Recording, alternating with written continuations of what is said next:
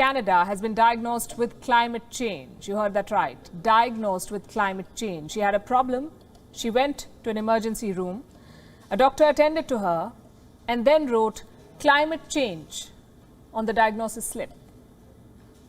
What were her symptoms? It's something that a lot of us will be able to relate to.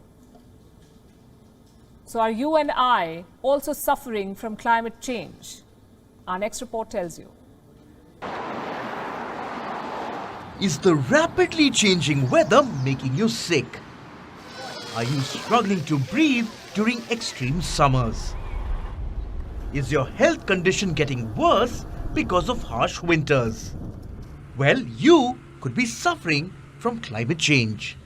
It's a real diagnosis now, courtesy this man, Dr. Kyle Merritt.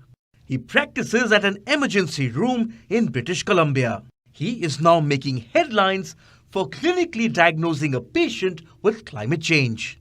The patient is over 70 years old. She lives on a trailer somewhere in British Columbia. What are her symptoms? This woman has asthma. The record heat wave in Canada made it harder for her to breathe. The doctor knew what the problem was. It was the rising temperature. But could he cure it? Not immediately and definitely not alone. So he wrote climate change on the patient's chart. A lot of us too could be suffering from climate change.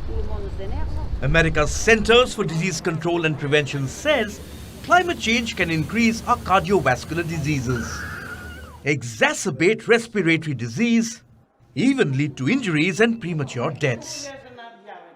Try to think about it. The link between climate change and ill health isn't all that complicated. Take the example of floods. The stagnant water gives rise to waterborne diseases. The extreme weather event also affects our mental health. Let's take the example of a heat wave next. Extreme heat leads to heat rash, heat cramps, and it can also lead to serious problems like heat strokes. We often ignore these problems. We blame them on the weather rather than climate change. This headline-making diagnosis has now set a precedent. We can choose to mock it, criticize it, laugh it off as a first world problem, or indulge in howeaboutery. But here's something that cannot be overstated. The faster we learn to acknowledge the problem of climate change, the faster we can go about addressing it. Bureau Report, WION, World is One.